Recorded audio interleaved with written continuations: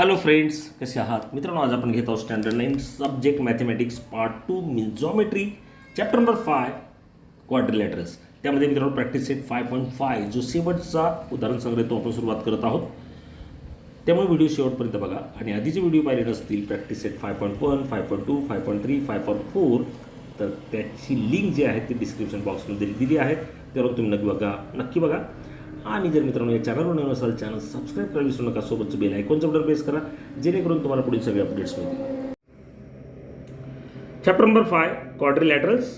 त्यासाठी मित्रांनो आधी आपण 2 थेरम जे आहेत ते बघणार आहोत आणि नंतर प्रॅक्टिस सेट 5.5 ला सुरुवात करणार आहोत. स्टेटमेंट आपण बघणार आहोत, ते समजून घेणार आहोत. काय बघा, याला आपण म्हणतो mid point of to sides of triangle. Theorem of mid points of to sides of triangle हा थेरम अतिशय महत्त्वाचा आहे. याचं प्रूफ जे मित्रांनो ते दुसऱ्या व्हिडिओमध्ये असणारच आहे. आज फक्त आपण तो समजून घ्या, तो नेमका आपल्याला काय सांगतोय.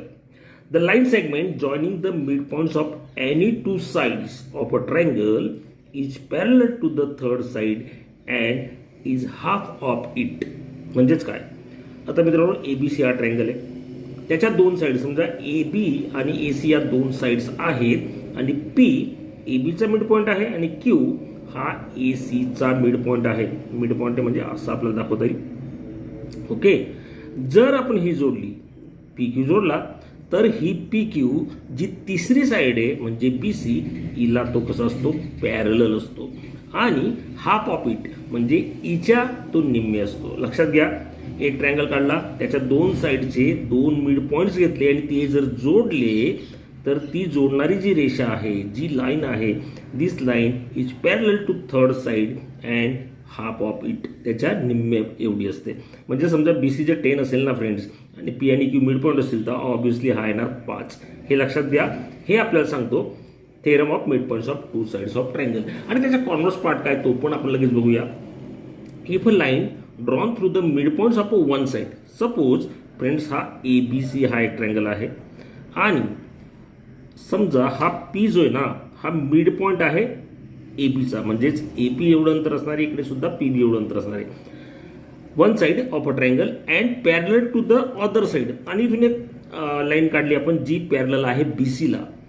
आता ही बघा, समजा ही BC ला पॅरलल आहे. काय केलं बघा, P हा ABचा मिड पॉइंट आणि P पासून एक लाईन काढली की जी BC ला पॅरलल आहे. अशी side bisect the third side.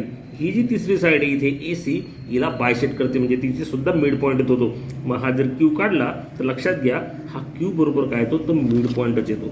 हे आपल्याला सांगतो converse of mid point theorem आणि याचा यूज करून आपल्याला सोडवायचा आहे practice set 5.5. Practice set 5.5. In the figure point XYZ are the mid points of side AB, BC and side AC of triangle ABC respectively. X इकडे आहे Y आणि हा Z हे मिड पॉइंट आहेत AB, BC आणि AC चे. AB is equal to 5 centimetre, AC is equal to 9 आणि BC is 11. हे आपल्याला दिलेलं आहे. Find the length of XY, YZ आणि XZ ची आपल्याला लेंथ काढायची. मित्रांनो जे दिले ना ते आधी आपण लिहून घेऊया. AB 5 दिला आहे, AC 9 दिला आहे आणि BC 11 दिला आहे. आता आपण या एक बाजू काढूया. आधी आपण XY काढणार आहोत. मग X आणि Y, X जर बघितला तर X हा ABचा आणि Y हा BCचा मिड पॉइंट आहे. So right here X and Y are the mid points of side AB लिहिलं इथे आणि साइड BC इथे येणार BC. ओके फ्रेंड्स, हे आपण लिहिलं. In triangle ABC X and Y are the mid points of side AB आणि BC respectively. आता मित्रांनो हा XY जो आपण लाईन काढली, X ABचा आणि Y BCचा मिड पॉइंट आहे. By mid point theorem we say that XY is parallel to third side means AC and half of it. म्हणजेच आपण लिहिणार XY is equal to half of AC. इथे येणार हाफ, इथे येणार AC आणि AC ची व्हॅल्यू किती ती आहे 9 centimetre. So right here AC is equal to 9 म्हणजे 1/2 × 9 मीन्स 4.5 सेंटीमीटर. मग त्यापैकी XYचा आपला काढून झाला आहे. आता आपल्याला YZ काढायचा आहे. तीच थेरम आपण वापरणार आहोत. YZ म्हणजे हा. आता इथे लक्षात घ्या, again in triangle ABC Y is the mid point of BC and Z is the mid point of AC. तसंच आपण लिहिणार Y and Z are the mid points mid points of, आता वाय कोणाचा आहे तर बी सीचा आणि Z A सीचा, B C and A C respectively. मग त्यांना जोडणारी जी लाईन आहे वाय झेड ही कोणाला पॅरलल आणि हाफ असेल तर ए बीला. So right here Y Z is equal to half to third line means A B असणार आहे. Again using mid point theorem. आता फ्रेंड्स वाय झेड आपल्याला सर्च करता येईल. 1/2 ए बी किती आहे, ए बी आहे 5 centimetre. So right here 5 centimetre means Y Z is equal to 5 into half म्हणजे त्याच्या निम्मे ते येणार 2.5 सेंटीमीटर. वाय झेड आपला काढून झाला आहे. त्याचप्रमाणे आपण एक्स वाय सुद्धा आपण आधी काढला आहे.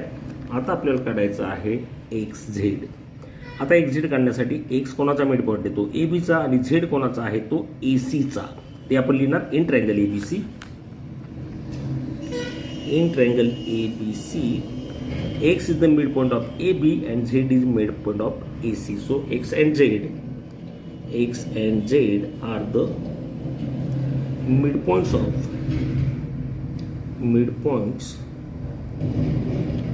of AB and AC respectively. AB and AC respectively. काय मिळेल. So X Z is equal to half of B C. X Z is equal to half of B C आणि बी सीची किंमत किती आहे, बी सी आहे 11 centimetre. So X Z is equal to half into 11 means X Z is equal to 5.5 centimetre. अशा पद्धतीने friends दुसरं गणित जे ते आपल्याला सहज सॉल्व करता येतं. पहिलं गणित एक्स वाय 4.5 वाय झेड 2.5 आणि एक्स झेड 5.5. इथे आपण थेरम लिहूया by mid point theorem. Okay friends, पुढचं गणित बघूया. सेकंड सम काय बघा. In the figure quadrilateral P Q R S and quadrilateral L M N R are rectangles. P Q R S आणि L M N R are rectangles where M is the mid point of P R. M mid point आहे P आरचा. Prove that S L is equal to L R आणि आपल्याला prove करायचं L N. L N म्हणजे कुठे तर हा आहे L N half of S Q. मित्रांनो इथे सुद्धा आपल्याला मिड पॉईंट आणि converse of mid point theorem याचा यूज करायचा आहे. सुरुवात करूया. एल एम एन आर आपल्याला काय दिला आहे, रेक्टँगल दिला आहे. सुरुवात करूया त्यापासून. Quadrilateral L M N R is a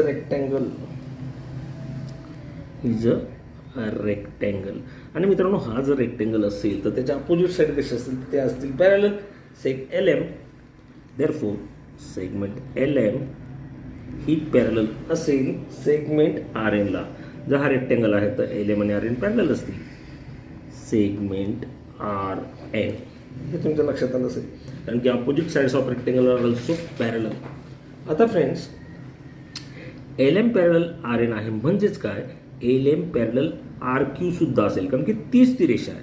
therefore segment L M is parallel to segment R N होती तीच आपण लिहिणार आहोत आर क्यू. कारण काय तर ती एकच रेषा आहे म्हणजे R dash N dash Q एका रेषेत आहेत त्यामुळे आपण सहज लिहू शकतो. मग फ्रेंड्स सेगमेंट आर क्यू जी सेगमेंट आर क्यू आहे ही पॅरलल कसं कुणाला असणार आहे तर ही एस पीला सुद्धा पॅरलल आहे कारण काय तो सुद्धा एक रेक्टँगल आहे. मग लिहूया segment R Q parallel segment S P कारण काय हा element S P Q R हा सुद्धा रेक्टँगल आहे. Opposite sides of rectangles are parallel. So right opposite sides of rectangle हे झालं याचं रिजन. ओके आता पुढे. आता मित्रांनो याला आपण एक नाव देऊया एल एमला एक नाव द्या आणि याला आपण नाव देऊया 2. एल एम आर क्यूला पॅरलल आहे आर क्यू एस पीला पॅरलल आहे. याचाच अर्थ काय एल एम सुद्धा एस पीला पॅरलल आहे नाही का. From 1 and 2 segment L M parallel segment S P कारण काय एल एम आर क्यूला पॅरलल आहे आर क्यू एस पीला पॅरलल आहे. याचाच अर्थ एल एम एस पीला पॅरलल आहे. याला नाव देऊन टाका 3. आता मित्रांनो याचा यूज करून आपल्याला सोडवायचं आहे in triangle R S P. In triangle R S P. आता तुम्हाला आर एस पी दाखवतो कुठे नेमका. हा ट्रँगल आहे तो आर एस पी, हा ट्रँगल. ओके. आता मित्रांनो इथे तो तुम्हाला दिसतंय एल जो आहे तो मिड पॉईंट आहे नाही का. एल जो आहे तो काय आहे, मिड पॉईंट आहे. सॉरी एल नाही, एम मिड पॉईंट दिला आपल्याला. हां, M is mid point. In triangle R S पीमध्ये एम जो आहे तो मिड पॉईंट दिला. इकडे बघा, M is mid point. M mid point आहे आणि ही रेषा एल एम आणि एस पी आपण काय दाखवली, पॅरलल दाखवली. मग converse of mid point theorem आपल्याला काय सांगतो, एक मिड पॉईंट असेल आणि ती लाईन दुसऱ्या लाईनला पॅरलल असेल तर ती थर्ड लाईनला बायसेक्ट करते. त्यानुसार एल सुद्धा काय येणार मग मिड पॉईंटला एस आरचा. सुरुवात कशी करणार. In triangle R S P M is the mid point of, जे दिले ते M is the mid point of कोणाचा मिड पॉईंट होतो तो पी आरचा, जे आपल्याला दिलेला आहे पी आर. आणि L M parallel S P आहे. Segment L M parallel segment S P from 3. मग इथे मित्रांनो converse of mid point theorem लागेल. Converse of mid point theorem काय, तो पुन्हा एक दाखवतो बघा. If a line drawn through a mid point of one side, एका साईडचा मिड पॉईंट आणि parallel to the other side, दुसऱ्या साईडला पॅरलल असेल तर बायसेक्ट द थर्ड साईड. तर याचाच वापर तर मित्रांनो आपण इथे केला. एम हा मिड पॉईंट आहे. या ट्रँगल आर एस पी मधील बाजू आर पीचा तो मिड पॉईंट आहे पी आरचा, आणि ही पॅरलल आहे म्हणजेच काय करेल, ही थर्डला बायसेक्ट करेल. म्हणजे एल इज एस आरचा काय तो मिड पॉईंट होईल. मग लिहूया by converse of mid point theorem. इथे लिहिता येईल आपल्याला by converse of mid point theorem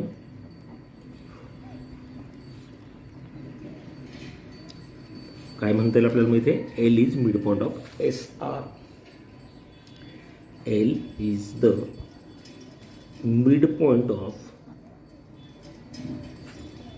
S R. आणि एल मिड पॉईंट असेल एस आरचा, एल जो एस आरचा मिड पॉईंट असेल तर काय येणार, S L is equal to L R. Therefore S L is equal to L R हे आपल्याला मिळालं. सेकंड काय बघा, जे आपल्याला पहिलं होतं तिथं मिळालं मित्रांनो. सेकंड काय, L N is equal to 1/2 S Q. L N कुठे, हा एल एन हा आहे हाफ ऑफ एस क्यूचा. इथे आपल्याला मिड पॉईंट थेरम यूज करावं लागेल. आता इथे ट्रँगल कोणता घेणार होता, आर एस क्यू जो आहे ना, हा ट्रँगल आपल्याला घ्यावा लागेल. लिहूया. किंवा डायगनल हा रेक्टँगल आहे, हा रेक्टँगल आला त्याच्यावरून सुद्धा आपल्याला काढता येईल बघा. डायगनल्स ऑफ रेक्टँगल्स कसे असतात तर कॉन्ग्रुएंट असतात, त्याचा यूज करूया.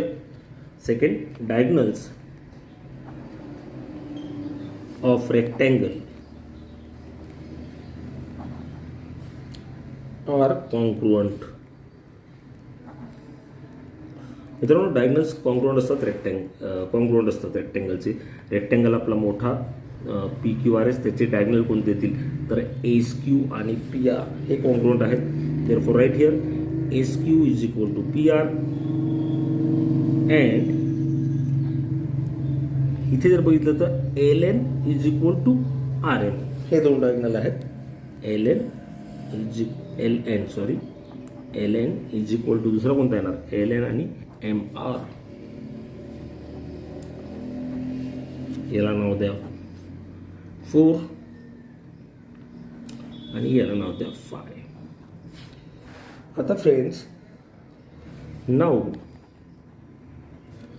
M R is equal to 1/2 into P R.